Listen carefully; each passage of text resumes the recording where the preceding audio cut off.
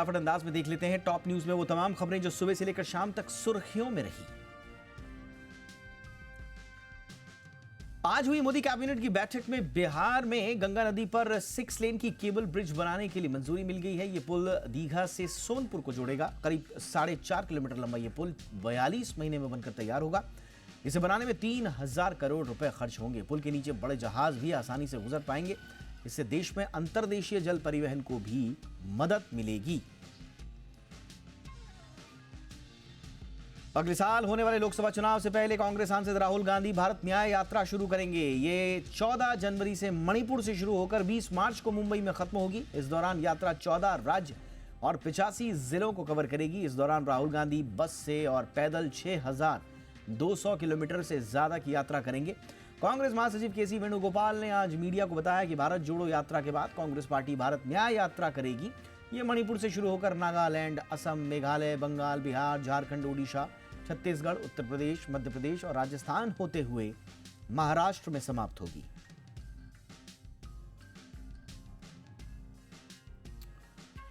भारतीय ओवरसीज कांग्रेस के अध्यक्ष सैम पित्रोदा ने राम मंदिर को लेकर बड़ा बयान दिया है। सैम पित्रोदा ने कहा कि राम मंदिर कोई मुद्दा नहीं है, बल्कि महंगाई और बेरोजगारी बड़ा मुद्दा है। साथ ही सैम पित्रोदा ने कहा कि 2024 का चुनाव देश के लिए अहम है। विदेश में सरकार की आलोचना को लेकर भी उन्होंने बयान दिया और कहा कि जब हम विदेश जाते हैं तो भारत की आलोचना नहीं करते, बल्कि भारत सरकार की आलोचना करते हैं। उन्होंने कहा कि ये दो चीजें अलग हैं। कुश्ती महासंघ को लेकर जारी घमासान के बीच आज कांग्रेस नेता राहुल गांधी ने पहलवानों से मुलाकात की। हरियाणा के झज्जर में राहुल पहलवान बजरंग पूनिया से मिले। राहुल छारा गांव में वीरेंद्र अखाड़ा पहुंचे और बाद में उन्होंने बजरंग पूनिया से भी मुलाकात की।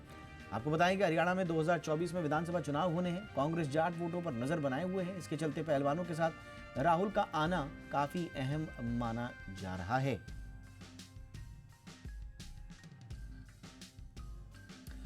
देश में एक बार फिर कोरोना तेजी से पांव पसार रहा है। स्वास्थ्य मंत्रालय के मुताबिक आज देश में एक दिन में कोरोना के 529 नए मामले सामने आए। इसमें कुल एक्टिव मामलों की संख्या बढ़कर हो गई है 4000 के पार। इस दौरान 3 संक्रमितों की मौत की भी खबर है। इसमें से 2 कर्नाटक और 1 गुजरात के मरीज शामिल हैं। इस बीच कर्नाटक सरकार ने कोरोना को लेकर नई एडवाइजरी जारी की है। इसके तहत अब संक्रमितों को 7 दिनों के लिए घर के अंदर आइसोलेशन में रहना होगा। साथ ही उनके संपर्क में आए लोगों की जांच के निर्देश भी दिए गए हैं।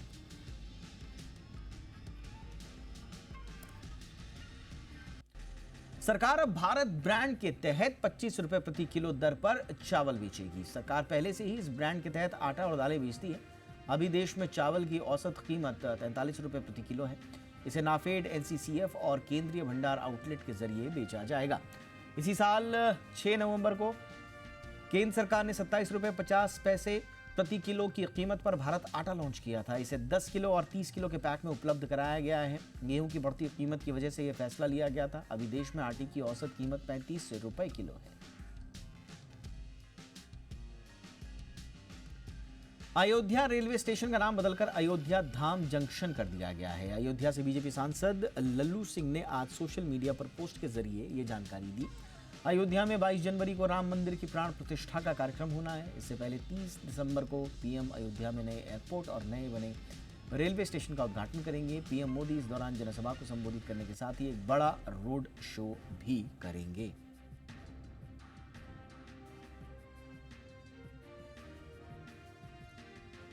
अयोध्या में श्री राम की जन्मभूमि के मंदिर का लोकार्पण 22 जनवरी को होगा। मंदिर परिसर में 7 और मंदिर बन रहे हैं। इसमें भगवान राम के गुरु ब्रह्म ऋषि वशिष्ठ, ब्रह्मर्षि विश्वामित्र, रामायण लिखने वाले महर्षि वाल्मीकि, अगस्त्य मुनि, राम भक्त केवट, निषाद राज और शबरी के मंदिर भी शामिल हैं।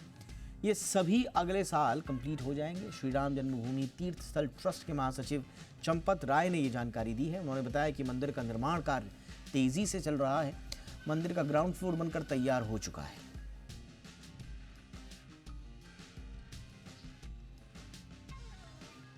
बेंगलुरु में भाषा विवाद को लेकर आज कई जगह प्रदर्शन हुए। प्रदर्शनकारियों ने केंपेगौड़ा एयरपोर्ट, होटल्स, दुकानों और प्राइवेट कंपनियों के ऑफिस में के बाहर तोड़फोड़ की।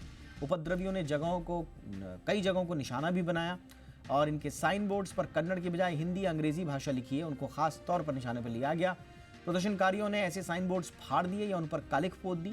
शहर की नगरपालिका बीबीएमपी ने 25 दिसंबर को एक आदेश जारी किया था, जिसमें शहर की सभी दुकानों, होटल्स और मॉल्स में लगे साइन बोर्ड्स पर 60% कन्नड़ भाषा अनिवार्य कर दी गई थी।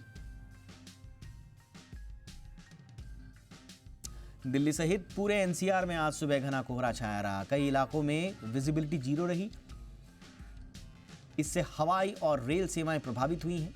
सुबह के वक्त न्यूनतम तापमान सामान्य से 1 डिग्री ज़्यादा 7.8 डिग्री सेल्सियस दर्ज किया गया। दिल्ली एयरपोर्ट पर 110 से ज़्यादा उड़ानें प्रभावित हुई हैं। मौसम विभाग ने बहुत घने कोहरे को लेकर रेड अलर्ट भी जारी किया है। उत्तर रेलवे ने कहा कि दिल्ली की ओर जाने वाली 25 ट्रेनें देरी से चल रही हैं।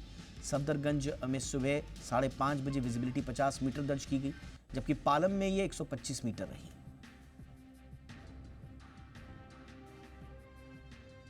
और आइए अब रुक करते हैं दिन भर बाजार जगत की वो खबरों का जो दिन भर छाई रही, फटाफट अंदाज में।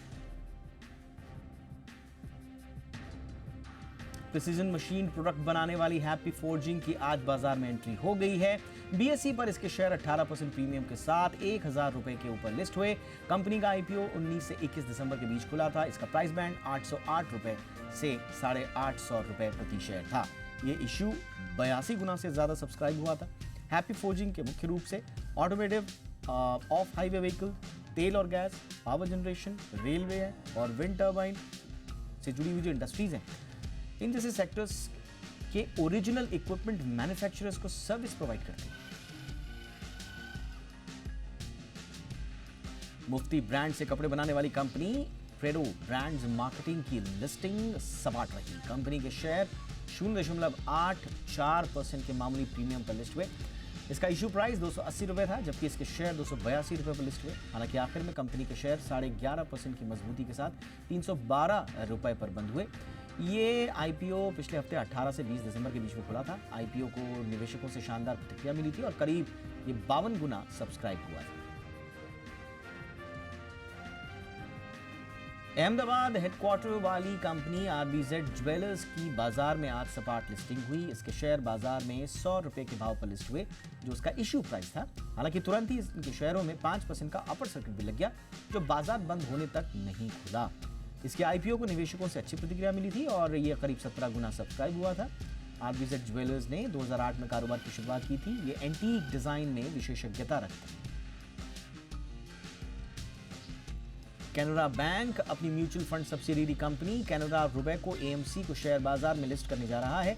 बैंक ने आज ये जानकारी दी है। हालांकि बैंक ने यह साफ नहीं किया कि इस प्लान को कब तक पूरा किया जाएगा।